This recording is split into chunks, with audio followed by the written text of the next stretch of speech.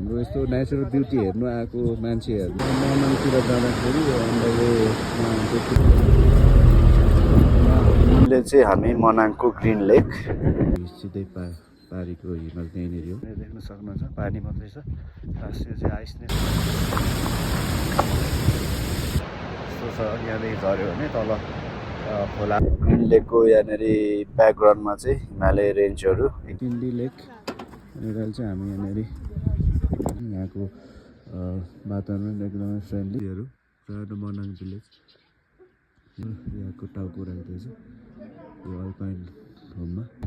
यहाँनिर त्यो हाँस हुन्छ नि यस्तो कलरफुल यस्तो राम्रो यहाँनिर हेर्नुको छ